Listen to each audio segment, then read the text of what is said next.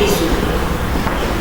Овде се собравме да го промовираме зборникот за душата, кој настана како резултат на истоимената втора меѓународна научна конференција, одржана од 1 до 3.6.2016 година, токму, ако се сеќавате, во оваа иста сала.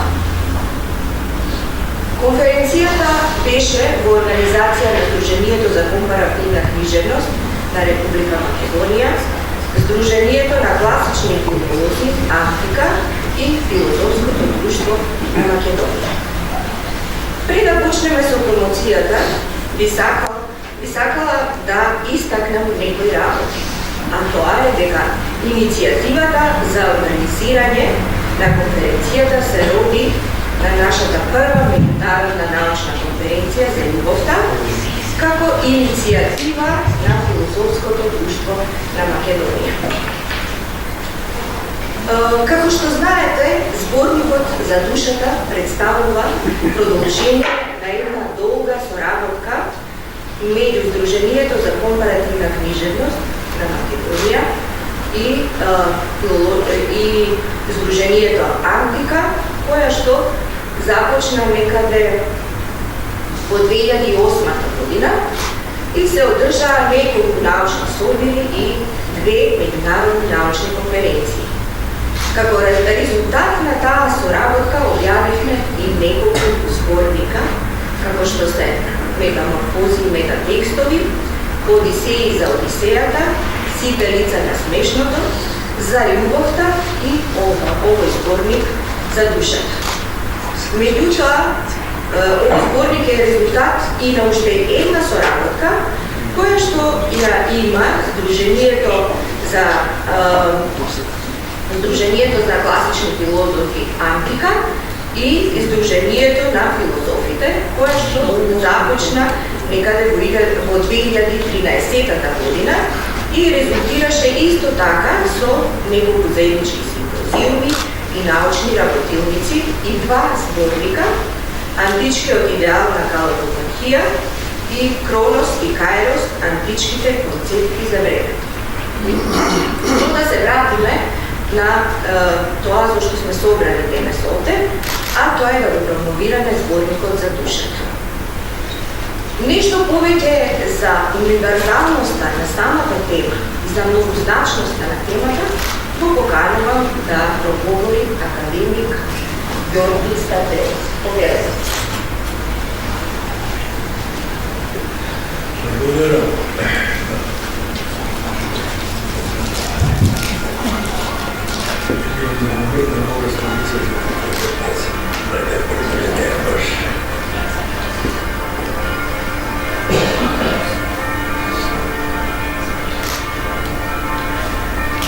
Значи, прво што сакам да кажам дека тоа е една тема која е во сите нас усмирена, тема која е речиси некое епицентрално подрачје на човечкото битисување пред звезди. Јас издвоив 3 прашања за кои сакам овде пред вас да кажам нешто, поттикнати и од самиот зборника, поттикнати од самиот поим душа. Прво е изненадувачко нешто за сите вас и за сите нас, а тоа е дека, судејќи по овој зборник и по некои претходни зборници, нашата филозофија или нашето теоријско промислување на овој свет во кој живееме се повеќе навестува дека доаѓа времето на матриархатот во оваа област. Ja pobarav ne zelo mojo primjer tamo veliki štrihiral. Jaz se iznenadim, da ova knjiga v resnici da ima 36, 70, sekaj točno koliko beja. No fakt je, da 25 od tije učesnici se od nežni odpor. Znajte, to je mnogo redkost ova oblast, nego istaknuti kako sostojba makedonska.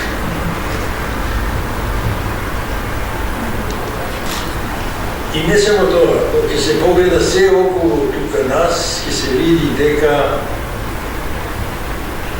ovo vprašanje za dušata otvori pred mene jedno vprašanje, koje je poveke subjektivno, koje poveke rezultat nabrojenja, kako bi rekao, diskont,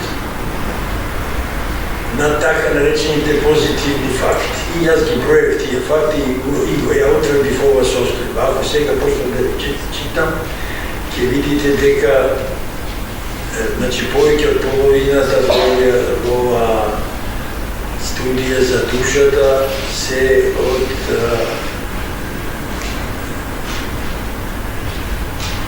женскиот пол. На некои катедри, колко што можам така патет да цирнам, па и нема мажи, не се само жени. Например, таков печеток имам, не знам дали е то точно, на катедрата за компаративна книжевност.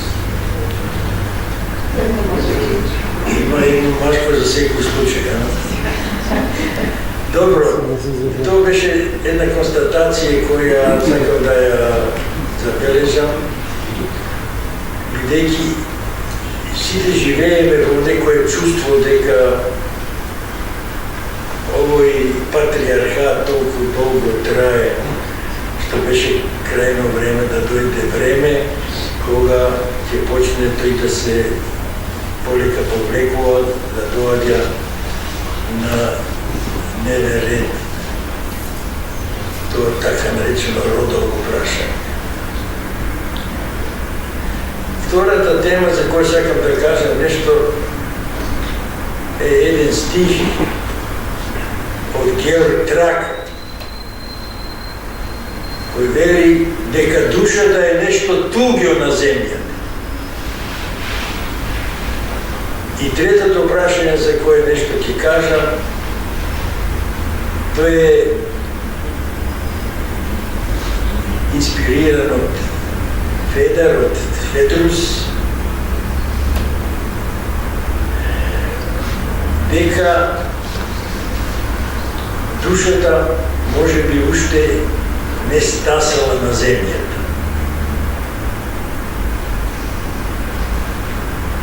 Ово што го кажам за првото, го кажав како што гледате и останав жив и здрав, а смислата ми беше да истакнем еден феномен кој и без тоа во јавност е често присутен во таа инверзна смисла, дека жените не можат да дојдат на ред од мажите во некои области на живот. А во оваа сфера,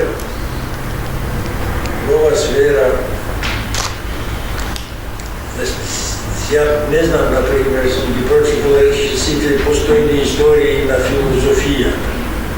И нигде не сум видел ни една жена да зазема место во историјата на филозофијата. Се разбира, постојат значајни личности од овој пол кои се врзани за мажите и благодарение на таа врска и тие стануваат, така да кажам, одени на медитација. Иначе, тука на Скопскиот универзитет Меѓу двете војни имаше една жена филозоф, тоа беше Аница Савиć Rebac. И јас сум читал многу нејзини трудови и особено таа беше тука, живееше со својот сопруг, судејќи по неговото име се споменува како Стасаре во Скопје, тој неговото име е Мустафа, значи е од исламска вероисповест. А овде ги дочекува во Скопје Ребека Вест. Она е познат англиски романсиер. Јас сум длабоко убеден дека нема друга личност освен ова Ребека Вест која така длабоко ја открила Македонија како ова. А за жал скоро е анонимна и непозната. Јас обидов во една моја книга под наслов Македонско естетско чудо да ја сместам во нашата естетичка мисла, но тоа така помина и никој чак не забележи. И сега да се осврнам на овој стих на трак. Песната има наслов Пролета на душа. Во неа стои овој стих дека душата е нешто туѓо на земја.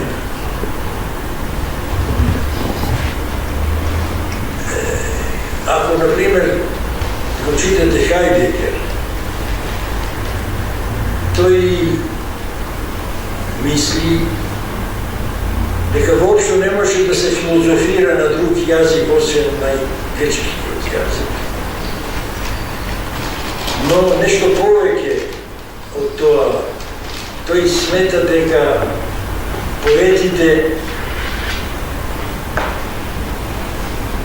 подлабоко го зафаќаат подлабински влегуваат во прашањата за кои се разговара и во таа смисла тој често ги цитира сите германски поети, Тракел, па Рилке, па и така натаму да не ги наведувам сите сега кои инакои кај мене оставија силен печаток, а тој е овој печаток кој уште Адорно го спомна, дека поезијата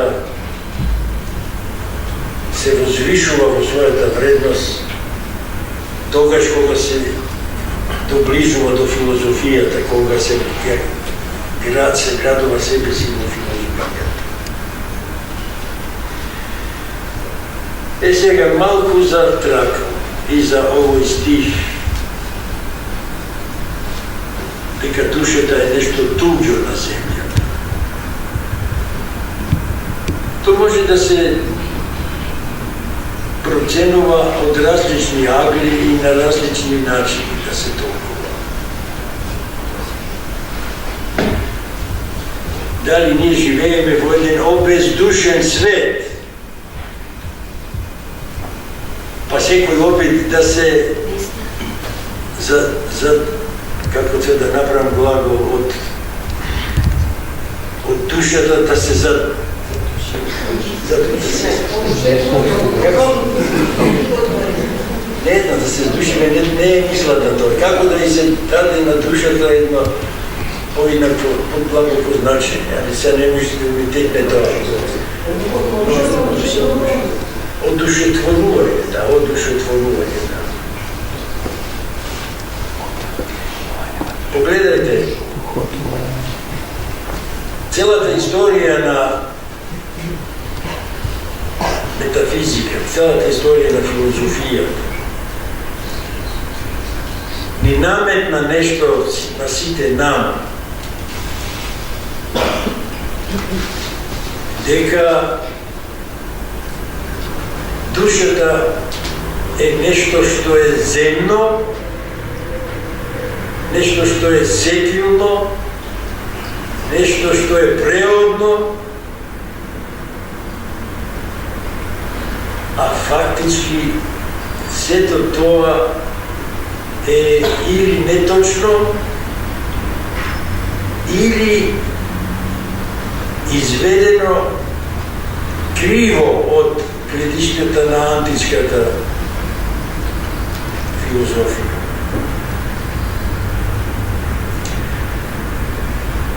Ако е таква земјата каква што е прикажана античката филозофија, од античката филозофија па се до денес тој став трае без да исчезне. Ако е така, тогаш навистина Тракал има право. Георг, не му спомнувам името намерно, затоа што не сакам да се идентификувам баш сега со него. Заради тоа, душата, таков ја печеток имам, уште не слетела на земја. Тука го имам предвид Федер. Сеќавате вие на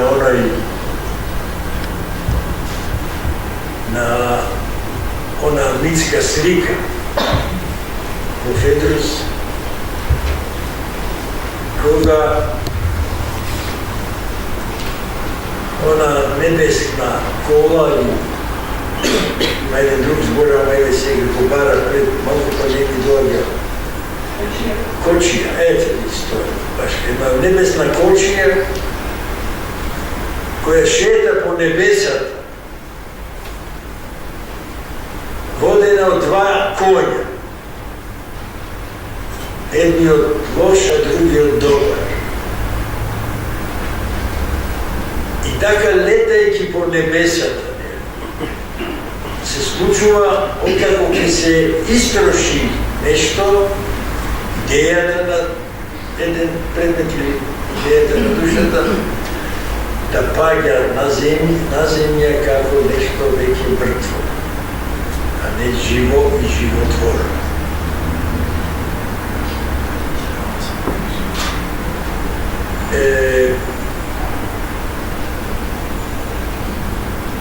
Се разбира една димензија која ми се чини е субстанцијална за душата. Тоа е нејзината селидба. Она се населува и преселува многу често и така ја носи длабочината на зафатот на себе си, опфатот во себе си на себе си. Кога се клучниот проблем кај Платон, за жал не сретнав, освен што сретнав Платон во толкувањето, блискоста на Платон со Хераклит, тоа е точно он. И блискоста на Платон со некои други антички филозофи. Меѓутоа, клучниот проблем е Федрус. И тука е се за душата. Оно што од каде почнува Платон, тоа е безсмртноста на душата.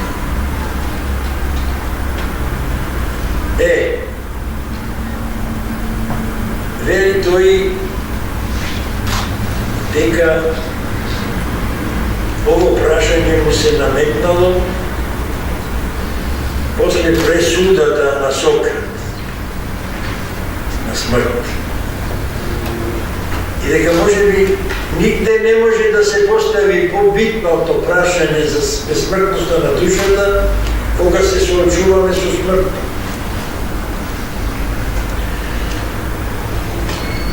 Сега се разбира, тоа е една тема која зафаќа многу нешта кои се сите ги чувствуваме како нещо длабоко за нас самите и во нас самите усидрено.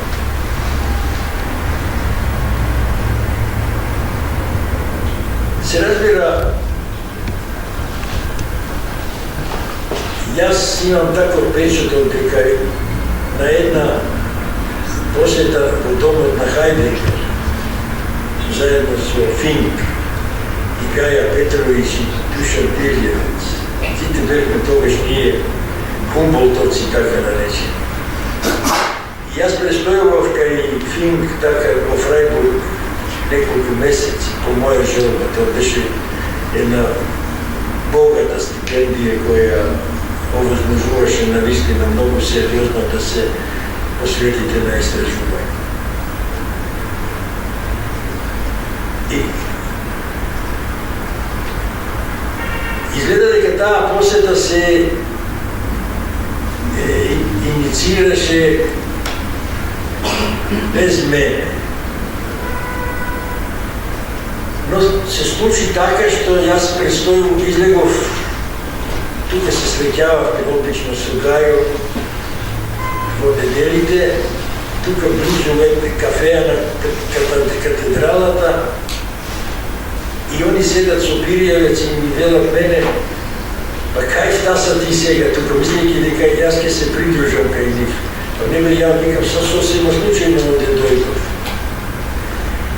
Ово сега го раскажувам само заради тоа што кога Стаса дојде Финк со една кола и он истото така праша што бараш ти тука не си предвиден за ова визита. Па вика, јас се препорачувам сега, ако може добро, ако не, ја излигов на прошетка. Не, вика, ја мислам дека добро ќе биде да дојдеш и ти, и така ме стави на кола и да однесе кај Хайдегер. Кога дојдовме таму, беше тоа нешто за мене многу. Гледам јас познатиот лик на Хайдегер со устаките веќе побелени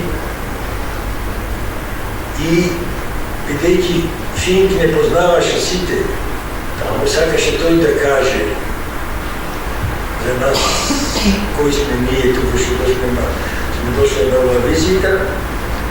На тоа јас му рекол, слушај, немој тоа да се мачиш ти, затоа што знам дека неговите познавања се така површни. Најдобро би било секој од нас да се представи сам себе си. И така почна таа расправа. Јас се представив себе си како книжевен критичар, не како филозоф. И тука направив една голема грешка, мислејќи дека ќе избегнам расправата со него по филозофските теми.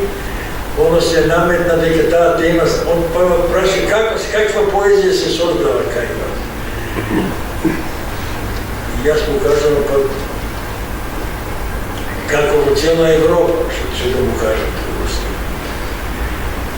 Најбитно е да ви кажам само тоа дека јас имам таков печаток имам, дека после предавањето на Елиот, кога ја добиваше Нобеловата награда, се разви кај нас една голема расправа за традиција. И притом му кажав како еден македонски поет ја застапуваше традицијата и во својата поезија и во својата теоријска мисла. Тоа беше Анте Поповски кој постојано ми викаше дека повеќе би сакал да се занимава со толкување на поезијата колку да ја создава. Но тој стана сега сепак за една голема дебата кај Хайдегер. Тоа треба да го напишам, иначе ќе... А беше важно. Ставот на Анте беше следниот. Една поезија или е врзана за традицијата, или е плагијат. Тоа одзвучи така бомбастично. И Тоа со него често разбраваме дека тоа до некаде е само точно. Ако се гледа се од гледишто на твојата поезија, но ако се гледа воопшто на нашата поезија, тоа не може да се смета како некој категорички суд. Меѓутоа, јас мислам дека сега гледа, јас се заборив темата за која почнам да зборувам. Аз зборував баш за тоа дека неговата книга, Лучун Дихтер, Индустријски цај, тоа скудно време го има предвид Јорг Тракал, кога рекол дека душата е нешто туѓо на земјата. А тоа скудно време, тој друштвени цај, е навистина нешто што е главна обсесија на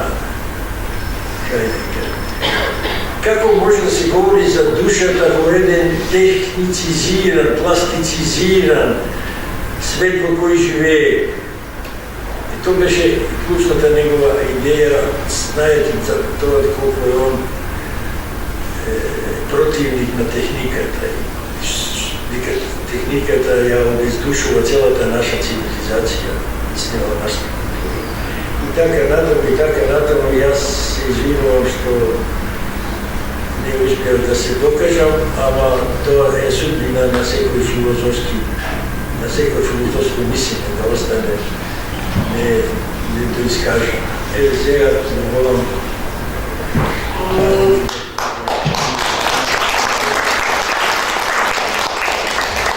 благодариме на академик Георги Стателов за ова негово уведно обраќање за проблемот за душата.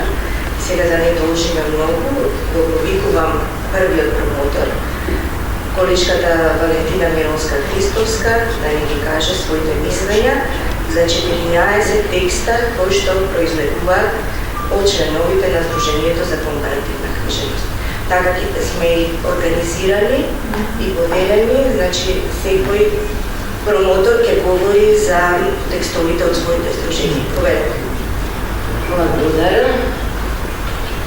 Еве, навистина им благодарам на академик професор Георги Стателов што ни отвори една нова, многу посакувана тема за проучување на односот на жената кон душата, односно колку жената е спомогуваме сушта за нас како наша. Почитувани добар ден и за да бидеме во склад со времето, за да мојата душа, односно мојот творички дух не залута во просторот и времето. Тоа што денеска сакам да го изложам, го ставив на хартија и ќе се трудам што побрзо да протечат моите мисли.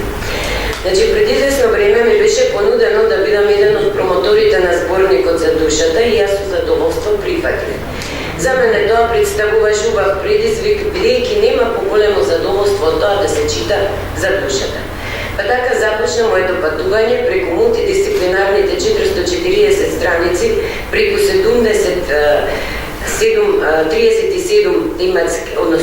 тематски циклуси, па одејќи од текст до текст започна моето лавирање во духовното, тематското, временското патување во поимањето на душата од 37 души. Примерната мисла за леснотијата за презентацијата на ова издание, кое нуди одговори, а истовремено побудува нови размисли, предизвикува катарзични моменти после секој прочитан текст, на момент го зароби мојот творечки дух. Ова го нагласувам бидејќи сите зборници од низа одржани разни конференции се под еден тематски именител и сите тие не бодат во различни толкувања и доживувања, но да се чита и да се пишува од душата, за душата, тоа е како да се наоѓам во некој душевен, метафизички врлог по кој одеднуваат синтагмите.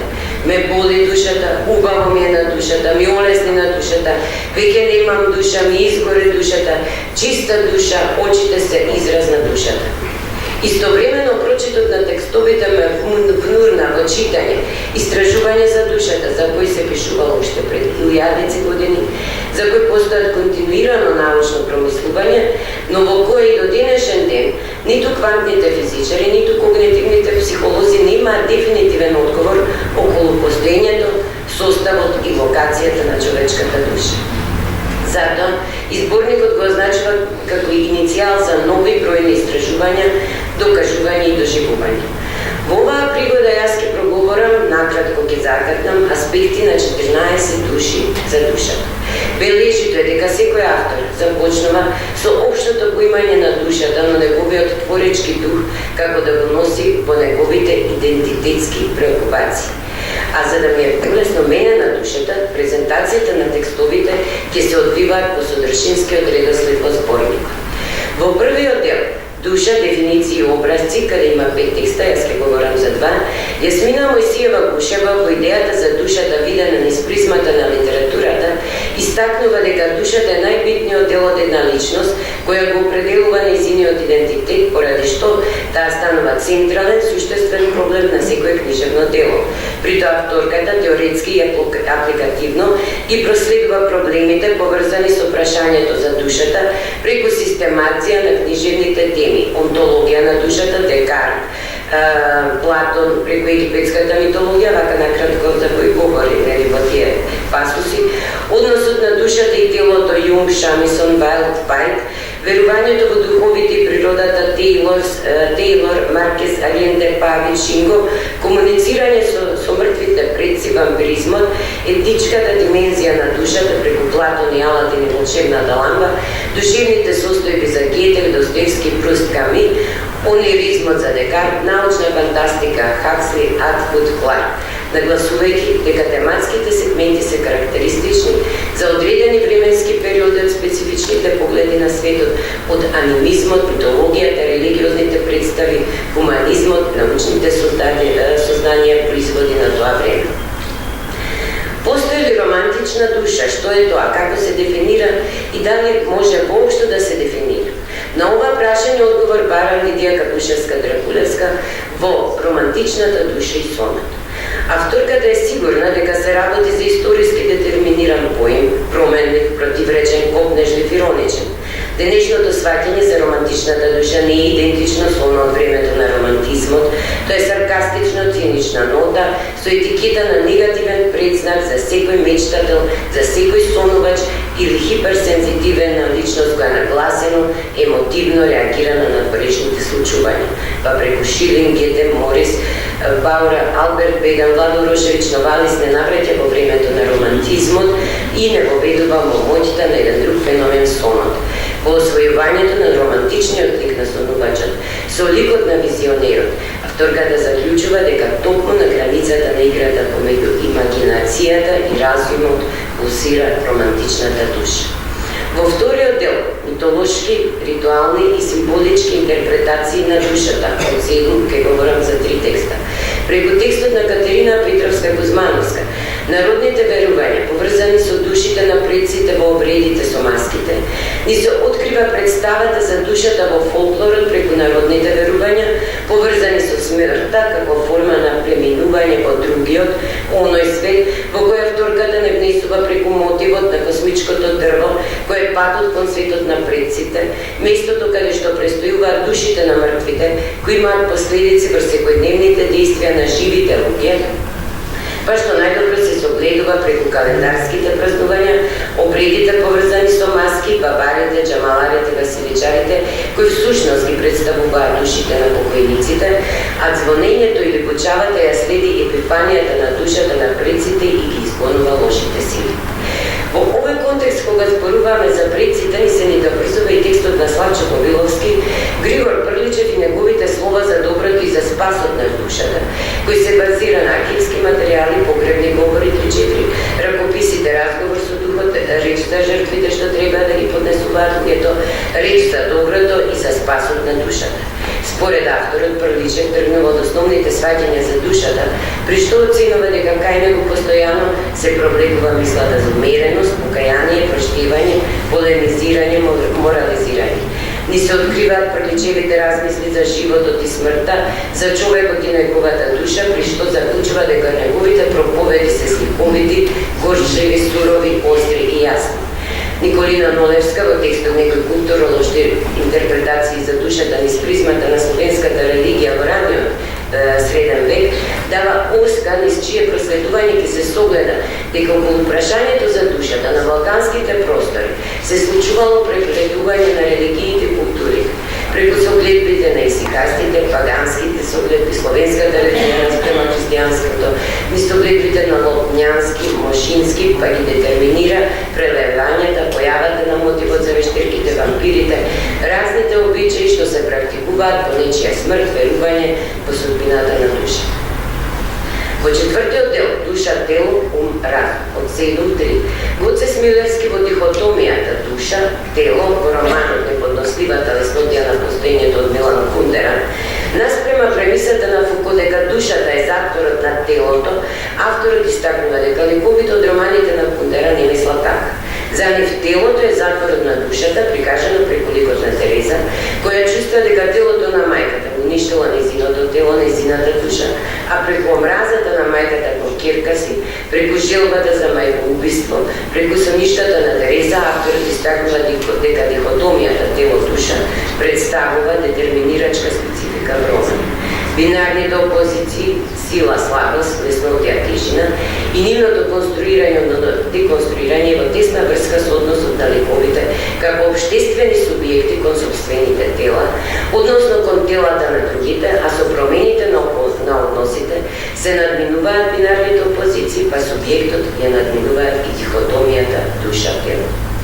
Во текстот душата и телото како белег на менталитетот, Лусикара Николова Чочоровска преку расказот Жената на покојникот од Бора Станковиќ, говорејќи за различни сваќања за душата на кои заеднички применител има дека тоа е второто јас, тргнува од предпоставката дека душата е всушност одраз на менталитетот на човекот, односно начинот на однесувањето на женскиот лик, незините ставови, сваќања, поведение, се имплицирани во сето она што можеме да го подвлечеме под категоријата душата на текстот. Тоа го прави преку примерот на душата, односно на жената на покојникот Аница, која ни поради менталитетот ја пренебрегнува љубовта, живее во наметнатите окови кои ги прифаќа и го детерминира својот животен пат, поради што доаѓа до дихотомија на душата и телото. За односот, тој за взаимноста на душата и телото пишува и Дарин Ангеловски во Душата и телото во Аристотеловата физиогномика. За него, како и за физиогномиката, душата и телото се два нераздвоени вида од една иста подлога, при што се внурнува во истражувањето на влијанието на душевната состојба со телесните карактеристики, наведувајќи по кои се раководеле физиогномичарите, како што е, например, понудата на описи на различни карактери или пак разни методолошки насоки и препораки при истражувањето за комплексната природа на дијадата душа-тело. Авторот истакнува дека она што и придава филозофска аура на физиогномиката е незиното постоење како посебна дисциплина која се напојува според човековиот стремеж за спознавање на другиот, онаков каков што е, а не таков како што самиот себе си се прикажува. Во петиот дел душа, психолошки толкувања од 6.3, Иван Додевски, по како се раскажува душата или за ефектот психологија во литературата, бара одговор на прашањето како се создава илузијата дека се наоѓаме во душа, односно во свеста на некој лик, уверливо како што тоа го направи илузијата на Балзак. Па преку теоретскиот поглед врз прашањето како, со надеж дека тоа ќе придонесе појасно и полесно да се прифати прашањето што, проследувањето следи преку видувањето за психолошкиот роман, за потребните психолошки ефекти преку трите равништа приказна, текстот со категориите време, категоризација и фокализација и нарацијата и зашто вели дека не постои единствен рецепт. Душата во фикционалните раскажувања не е прашање на опишаната содржина, заклучува, ами ефект на интертекстуални односи што произлекуваат од наративните комбинации.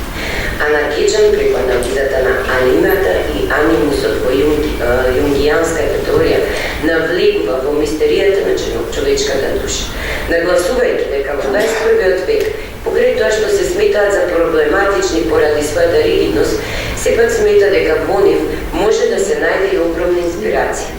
Авторката, проследувајќи ги Јунговите сознанија за персонификацијата на машки, женските елементи во духот на жената, мажот и покрај тоа што се смета дека се сликовити и фасцинантни, опасноста во пристапот кон анимусот или анимата е фактот дека освестувањето на овие елементи подразбира жртвување на старата его позиција и секој мора символички да умре во својата идентификација со машката, женската страна и да се роди повторно со нивната сила. Во 6 дел културолошки толкување од 4.2, Сонја Стоименска Елзесер во културниот стереотип за руската душа бележи дека поимот мистериозна руска душа е инфлуентен стереотип за рускиот национален менталитет. Одговорни за неговото создавање подеднакво ги смета како надворешните проучувачи на руската култура, така и самите руски творци и мислители, православието, а во поттекот за националното самоидентификување на русите во православен месијански дух, веројатно најзначајно место му припаѓа на Николај Бертјаев. Авторката се определува за демистификација на овој мит, при што меѓу другото го користи делото на Виктор Ерофеев, енциклопедија на руската душа, кој со квази научен манир ја третира темата стереотипот за руската душа, кој на ироничен начин покажува дека денес не може да се говори на ист начин за руската душа како во минатото и дека добата на руската 19 вековна култура е веќе дефинитивно минато. Па на крајот авторката истакнува дека поврзувањето на душата, односно на духовноста само на една нација, во нашиот современ глобален свет, колку и да е таа богата и комплексна во својата културна традиција, сепак е мисла која повеќе не може да обстои. Во името на духовноста, колективноста, на глобален план, продолжуваме со текстот на Сарита Трајановска менаџментот и духовноста. Во него таа ја поставува земноста на успехот и духовноста. За таа цел ги користи насоките на Джек Холи од неговата книга Водењето на духовноста во бизнисот, моќта на драматичкиот менаџмент, кој во средиштето на интересот го става човекот, а не профитот, истакнувајќи дека долгорочниот успех на организацијата зависи од духовното. Според авторката, духовноста, односно свесноста во организацијата, води кон целобитост и интегритет, па оттаму произлегуваат проследувањата за духовноста и организацијската култура, за духовната интелигенција, за духовните димензии на лидерството, бидејќи секој лидер треба да го пронајде кај луѓето најдоброто, а да биде реален кон себе, истакнувајќи дека најголемата пречка за деловниот успех на компанијата е егото на лидерот кој се карактеризира со уживање на чувство на моќ и доминација, како и ја истакнува потребата од поттикнувањето на духовноста преку медитација за подобрување на менталната состојба. Во последниот дел лингвистички перспективи од 3.1, преку текстот на Даринка Маролова и Ева Ѓоргиевска, фразеологизми со компонента душа во германскиот, францускиот и македонскиот јазик, авторките не воведуваат во дефинирањето и во особеностите на фразеологизмите, како и во идиоматичноста, преистакнуваат дека колку е поголема разликата меѓу значењата, толку пометафоричен е фразеологизмот. Во тој контекст, во текстот даваат фразеологизми со компонента душа на трите јазика. При изработката на компаративните примери од три јазика, авторките бележат и моменти на апсолутно совпаѓање, на делумно, на совпаѓање на семантичка основа и непостојни еквивалентност. Заклучно истакнуваат дека изненадува бројноста на фразеологизмите кај кои се јавува совпаѓање во трите јазици што говори за нивна интеракција, за потенцијалот на поимот во својата абстрактност и филозофска дефиниција да доловува слични појави во различни култури. На крајот ќе проговорам за текстот на Катица Ѓулавкова, пролог помена за една библиотерапија, психолошката и терапевската улога на уметноста, кој припаѓа во петата група, во психолошките толкувања, но текст кој јас го почувствував, кон кого реферира сите овие текстови за кои што досега говори, бидејќи во него е одредена врската на душата со јазик. Па вели, јазикот ги памти состојбите на душата на поединците, заедницата, народ. Јазикот е мост меѓу човекот и човештвото, интимна врска со човекот, со битието на светот. Следуваат проследувања, следува врската на душата и поетскиот јазик, при што истакнува дека душата е податлива за поетски исказ, како што опева во нејзината песна Човекот во расправа со душата. Пак посебно за неа душата е палипсис, сеќавање, поблуд, шепа, чудење, изнепра. Следната врска на душата и сонот. Душата памти, душата не спие никога човекот, егото, телото спие, па затоа таа проговорува ни символот на сонот и низ јазикот на уметноста. Па говори за меморијата на душата и смета дека е толку своевита што би можела да зборуваме за една психомеморија. Ја открива и поврзаноста на душата и заборавот. Душата е архив на заборавени, потиснати, несвесни, мистични содржини, делумно читливи, делумно нечитливи, па потребно е нивно освестување. Во делото Душата и моралот говори за конфликтот меѓу внатрешниот и надворешниот свет, меѓу индивидуалното и колективното, меѓу она што јас го сакам, она што треба и она што мора да го направи. За душата и траумите и за нивното надминување истакнува дека е потребно да се поттикне волјата за индивидуација, самоисполнување. А бидејќи душата е мајка на сите уметности, потребна е терапија со уметност. Психотерапевтска улога на книжевноста е поврзана со нејзината магиска функција, која е психичка функција на уметноста. Па терапијата со книжевноста, библиотерапијата, само еден облик и ритуал на терапијата со збор, со жива реч, молитва, исповед, благослов, прошка, утех и така натаму. Душевните болки сорано со Депес ги лечел со трагедии, манијата и со комедии депресијата.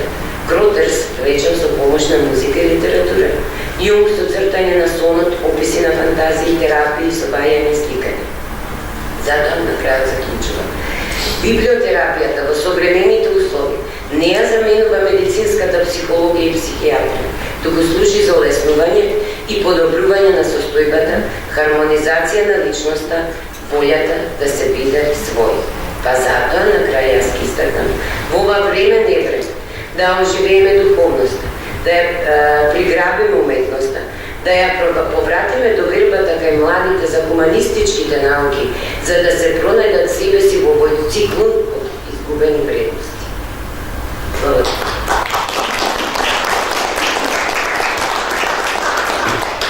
И благодариме на професорката Валентина Мировска-Христовска за ова исцрпно излагање за содржината на текстовите кои што ја сочинуваат првата третина од зборникот, а сега зборот го давам на колешката Весна Томовска да се произнесе за текстовите кои што произлегуваат од членовите од Сдруженијето за класични филолози Антика. Повелете.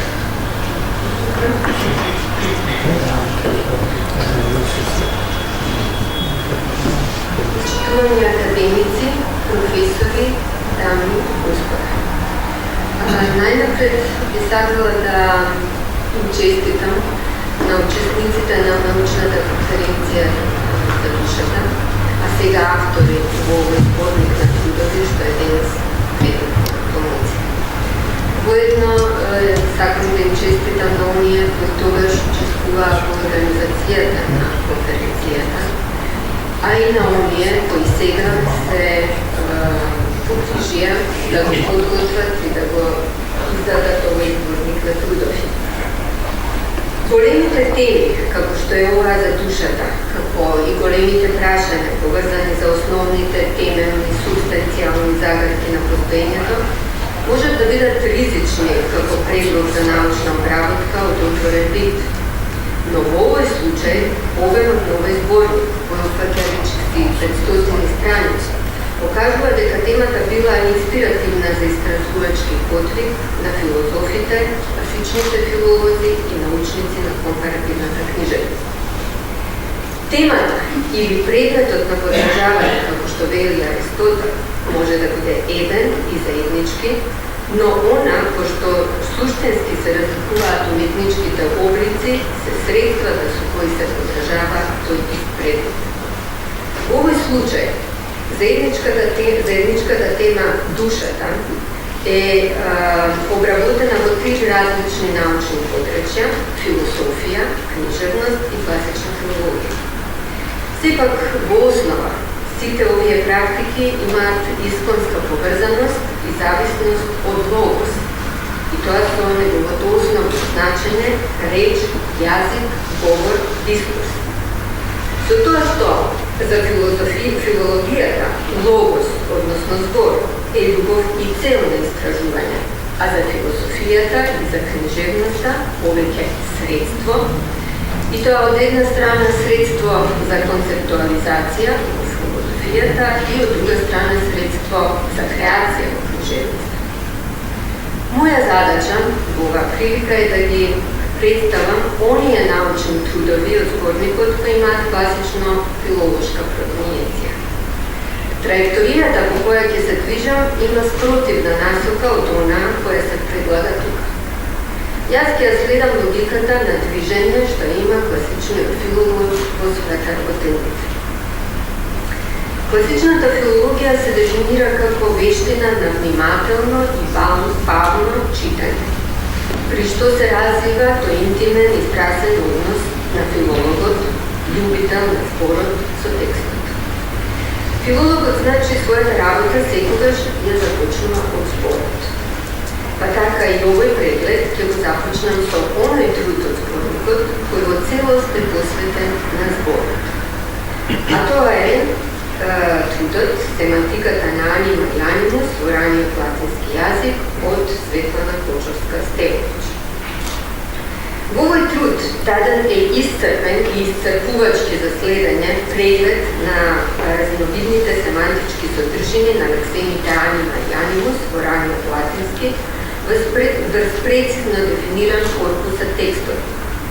Сознанијата кои се производ на внимателно читање и сочуваните комедии на Клауди Теренти, како и на бројните фрагменти од изгубените дела на Најви, Ени, Пакуви, Аки и многу други, укажуваат дека лексемите анима и анимус не само што не се синоними, туку и самите по себе, зависно од контекстот и граматичките колокации, развиваат различни семантички вредности. Па така лексемата анима во дадениот корпус се сретнува со значење стив, воздух, како природен елемент, живот како физиолошка состојба и душа како носител на живот. Додека лексемата анимус во истиот корпус текстови развива поинаква дистрибуција на значења, што во трудот се опишани со заеднички маркер, нематеријален орган, односно подопредувалатка, на кој понатаму му се одредуваат специализирани функции и позиции. Оттаму, анимус може да биде орган со когнитивна функција или со афективна функција, орган кој управува со човековата волева активност или орган кој го определува карактерот и психичките состојби на човекот. Преводните решенија кои го следат ваквиот опис на лексемата анимус може да бидат глава, ум, памет, разум, душа, срце, народ и слични. Заклучокот на оваа анализа кој реферира на зададената тема е дека тогаш кога се одбира преводот душа и за анима и за анимус, со свој термин се оградуваат различни значења. Со овој термин се оградуваат различни значења.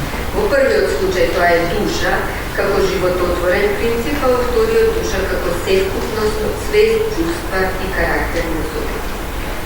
Во работилницата на класичниот филолог овој труд представува почетна позиција или подготовка за читање, а во конкретниот случај тој е придонес кон составувањето на сегмент од еден разработен трудов речник. Трудот што како по договор се надоврзува на веќе споменатиот е анима и анимус во игрите со зборови кај Плаут од Елена Джукиска. За дефинирање на семантичката содржина на лексемите анима и анимус тука се почитува етимолошката експликација и сродноста со грчката форма анимус, значење везен.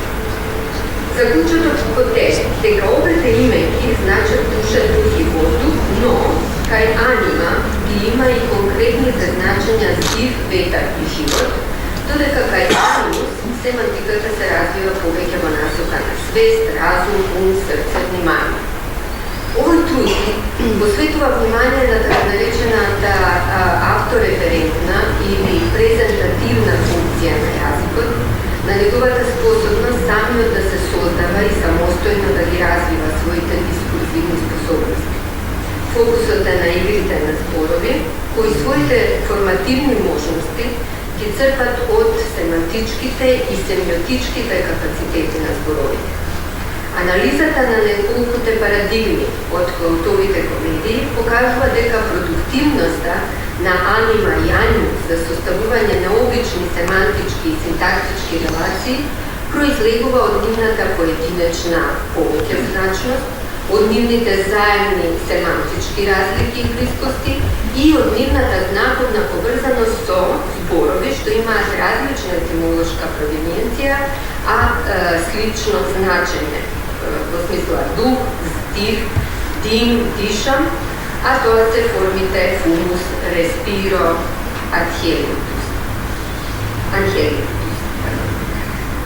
Традицијата на класична филолошката работилница на најтрадиционален начин ја покажува трудот Малике Психе во писмото Доксаметик или со поднаслов Како да се стане рамен на Бога на Даниела Тошева. Оваа традиција подразбира ракопис, напишан на старогрчки или латински јазик, негово внимателно читање и коментирање пред се од критичко-текстуален аспект со цел негово објавување и или негово преведување. Во овој случај, трудот Малике Психе во писмото Доксаметик и додатокот со наслов Писмото Доксаметик што представува превод, ја покажуваат во целост класично филолошката обработка на еден антички текст.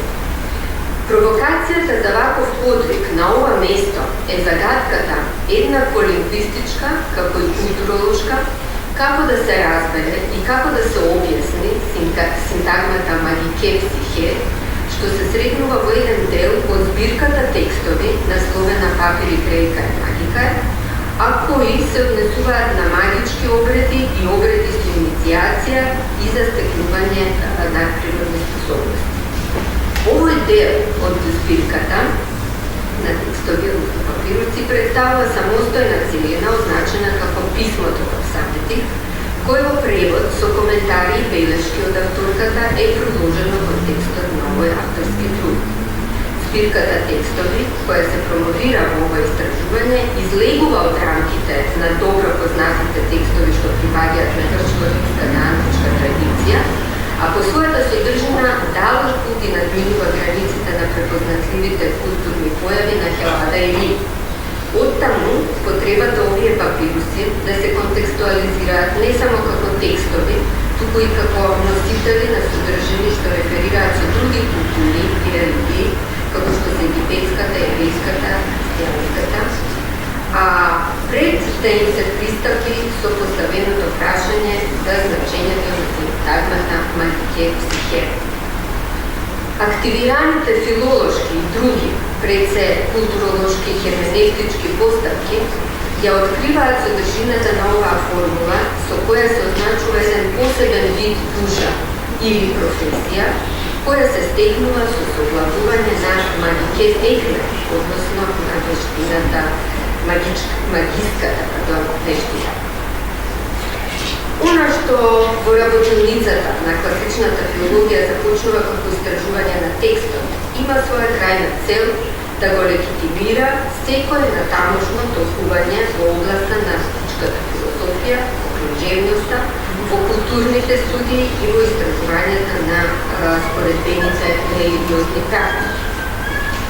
Парадигма за ваков пристап во философијата е трудот на академик Витомир Митевски, учењето за душата кај Платон и Хераклит, некои допирни точки. Препознавањето на допирните точки во учењето за душата кај Платон и кај Хераклит е резултат на внимателно и аналитичко препрочитување на диалозите на Платон и на фрагментите на Хераклит, секако во изворниот текст, кој транспарентно ја објавува не само семантичката сложност, туку и помалку очигледната аналогија и генеалогија на мислата. Опат на вакво изследување станува можно да се препознае описот на пијаната душа во диалогот Фајтон како наследство од Хераклит, од фрагментот 117, каде е опишан човек со влажна душа.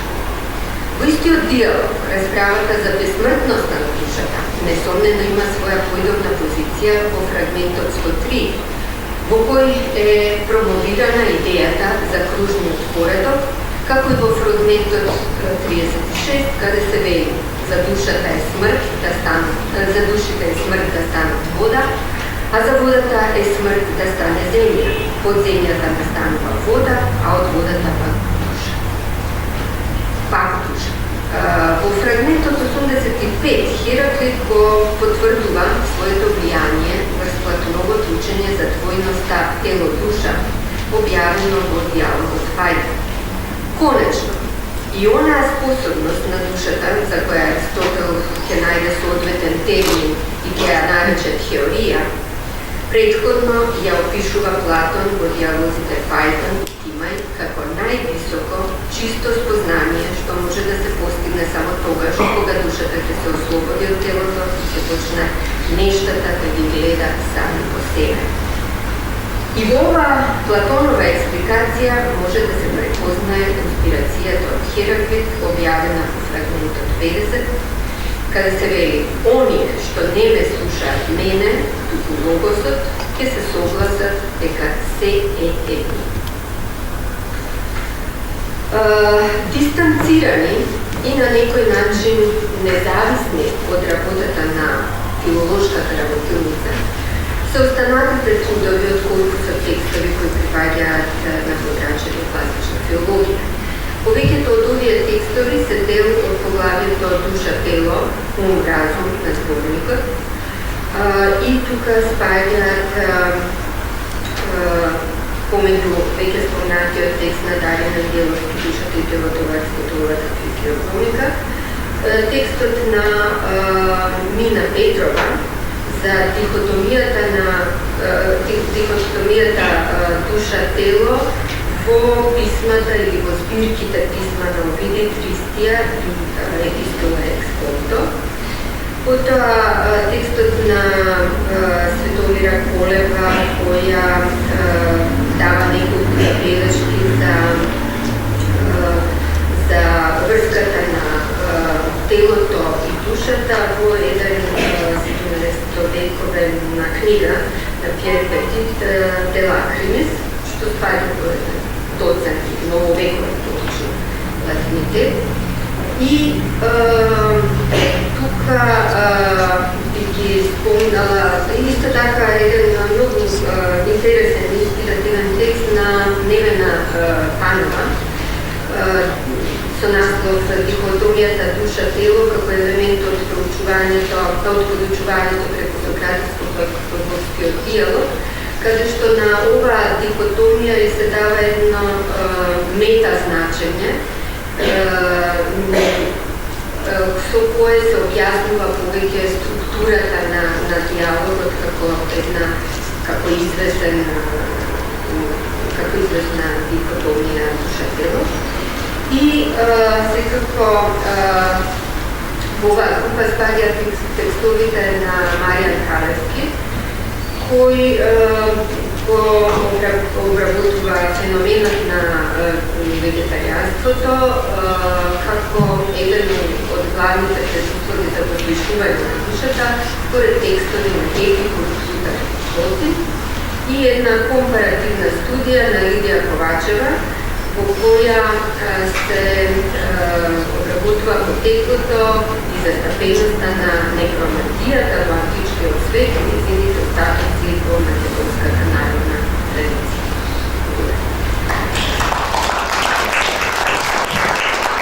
Благодараме на колешката Весна Томовска. Претпоставувам дека за последниве текстови повеќе ќе проговори последниот наш промотор, професор доктор Милан Ѓорđević, го поканувам да проговори за текстовите кои што доаѓаат од Сдруженијето на филозофите на Република Македонија. Повелете.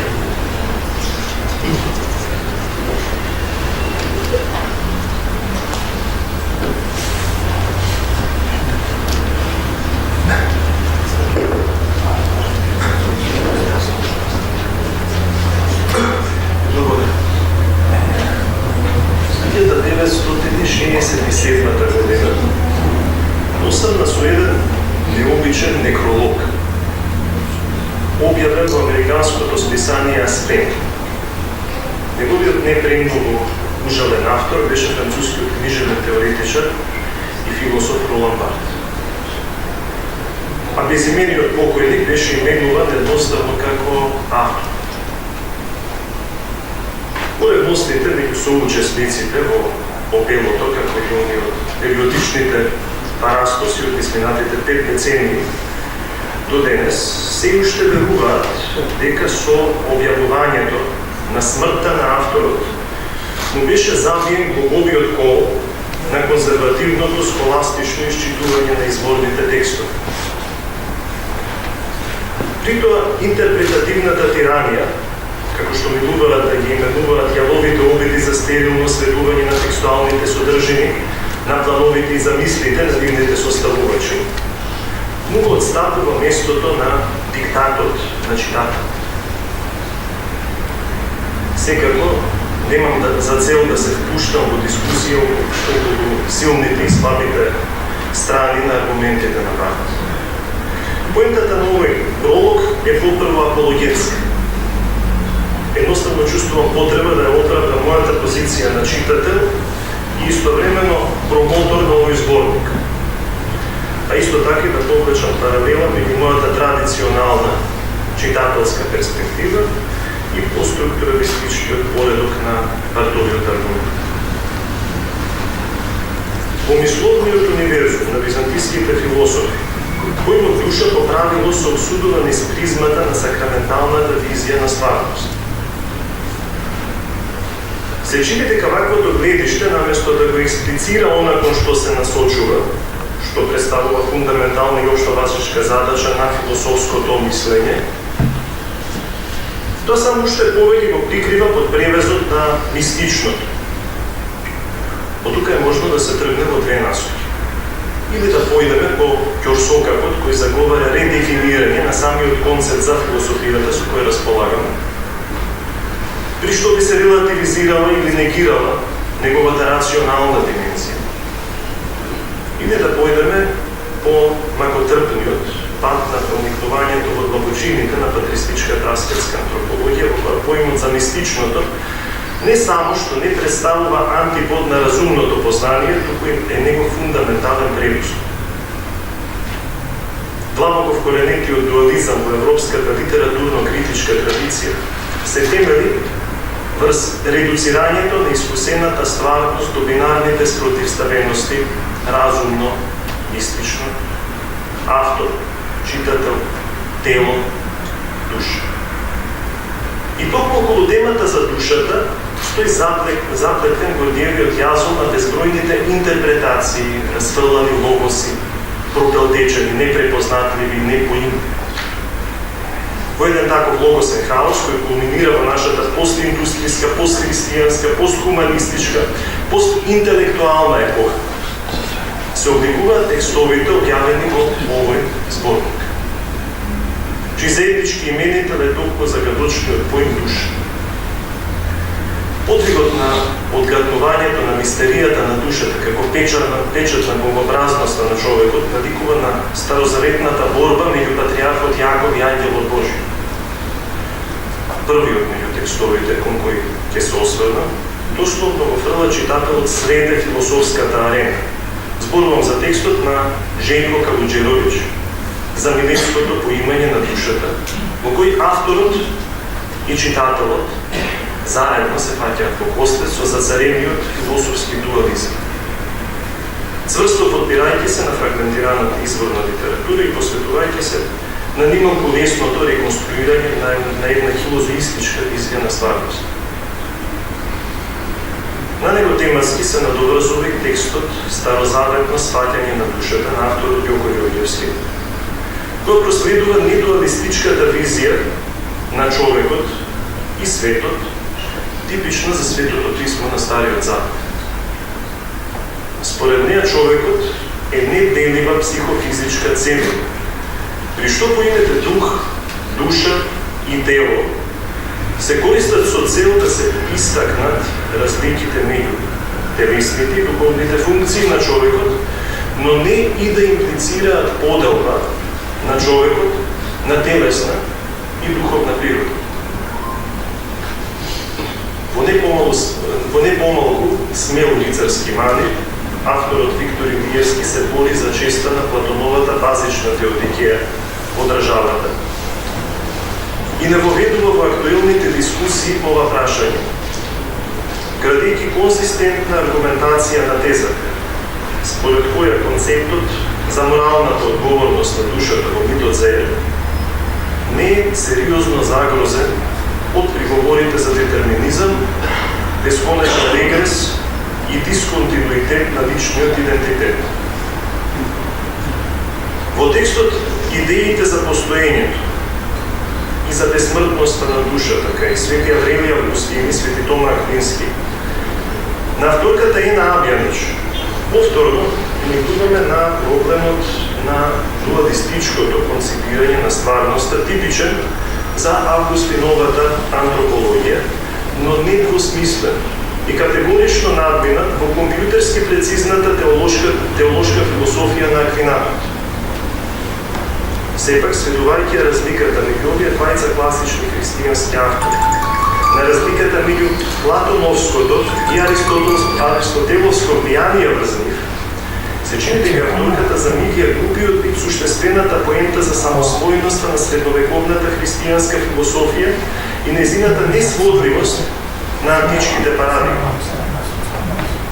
Ваквото поедноставување, типично за философската и теолошката медиевистика пред Етиен Жилсон, го разоружува аргументот и резултира со повлекување од философската арена под изговор дека, парафразирам, прашањата се многобројни, а одговорите се недобирливи и како такви се наоѓаат на онаа страна од постоењето. Независно од платените забелешки, текстот представува редок пример за ангажирано и доживеано истражување на западната средновековна философија кај нас. Текстот православен аспект на душата, со посебен осврт на разликата ум и разум на авторите Наум Илиевски и Анета Јовковска, го разгледува прашањето за дуализмот и човечката душа во контекст на религиозната педагогија, тежнејќи да го структурира аскетското искуство со посредство на дискурзивни категории. Полонка Жупачич во незиниот текст за природата на душата кај Цицеро ги соочува скептицизмот на авторот од една страна, неговата наклонетост кон идејата за задгробниот живот во неговите подоцнежни години. Марија Тодоровска, соба, кој истражува фаустијанскиот мотив на пазарење со мрачните сили, присутен во различни религиозни наративи, кој сам по себе имплицира постоење на ентитет како што е душа. За разлика од неја, Марија Тодоровска не говори експлицитно за душата, туку за свеста по смртта во контекст на корелационизмот да Квентин Нејасо. Сличната неонтолошка концепција на душата преовладува и во беседата на Душица Џогич со наслов Ничевата концепција за свеста, обична играчка во телото наспроти личност. Вера Хаджи Куља пак ја истражува комуникацијата меѓу телото и душата, поточно начинот на кој се остварува нивното единство. Притоа таа воспоставува паралела меѓу несогласувањето на Декарт и Малбранш од една страна и на различните феноменолошки интерпретации на плотта, или како што авторката предпочита снагата, кај Хусеров и Мерло-Понти од друга страна. Според последните автори, душата се разбира како оплотена свест. Душата разбрана како свест стои и во центарот на вниманието на Стефан Матковски во неговиот текст «Улогата и влијанието на неврофизиологијата врз современите когнитивистички и физиолошки парадигми за свест». Движејќи се во чекор со најновите постигнувања во сферата на невро и биоинформатиката, пресметувачката невробиологија и пресметувачката теорија на умот, подкрепени со практичните откритија на невротехнологијата и невроинженерингот, авторот ја наблюдува свеста низ призмата на неврофизиологија. Представувањето на научните трудови, објавени во овој зборник, ќе го завршам со смелата расправа за една феминистичка философија на умот, напишан од раката на Боби Падаревски. Авторот се сосредоточува во прашањето зошто феминистичката теорија ја игнорира современата философија на умот. При тоа, тој ги испитува условите за можноста на една феминистичко-родова теорија на умот и предлага конкретни насоки по нејзино формулирање. Откако со овие кратки представување, барем малку им се одложи на почитуваните автори за вложениот труд, както и на господинот Љупчо Митковски, на драгите колеги и пријатели од Философското друштво на Македонија за љубезната покана, ви кажам наместо заклучок неколку зборови за зборникот како цел. Ова е ретко издание. И тоа во неколку аспекти. Прво, тоа е производ на соработката на најмалку 3 различни универзитетски фирми. Философите, класичарите и компаративисти. Суштествен критериум за развојот на научно-истражувачката дејност е способноста и подготвеноста за надминување на тесните граници на научните области и дисциплини. Второ, обемот на зборникот со вкупно 37 објавени текстови на 444 страници е несомнено големост. Вариациите во академското ниво на објавените трудови не ги сметам за недостатни. Бидејќи укажуваат на инклузивноста на концептот и отвореноста кон помладите генерации истражувачи, како и кон оние кои не се активни и професионално ангажирани во нивните научни области. Трето, зборникот е една од низата заеднички активности на трите здруженија и представува чекор кон понатамошна соработка. Слободно ќе кажам, објавувањето на зборникот за душа не обврзува оваа соработка да се обвива на едно друго следно повисоко ниво. На тоа ниво, уште сфери на интерес би следувало да им го отстапат местото на строго дефинирани теми, чии истражување има реална потреба од интердисциплинарен научен ангажман, макар и таквиот чекор да го намали обемот и импозантноста на изданијата кои ќе резултираат тоа. Уште еднаш им се заблагодарувам за честа да бидам и за промоторите на ова извонредно издание и посакувам плодовите на нашето интелектуално заедничарење да се умножат и преумножат во годините што се.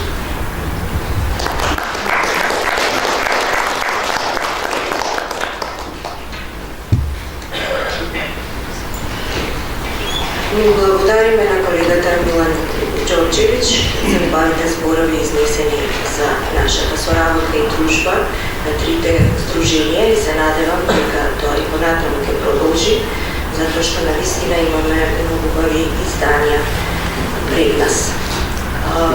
Сега можам само да заклучам дека промоцијата со ова го заврши својот официјален дел и да ви известам дека за жал овој зборник не може да се најде во продажба, во слободна продажба, затоа што излезе во многу мал тираж, затоа што, како што знаете, сите ние сами го финансиравме изданието, меѓутоа, содржината на зборникот е закачена на сајтовите на трите здруженија, така да слободно таму можете да посигнете целиот зборник.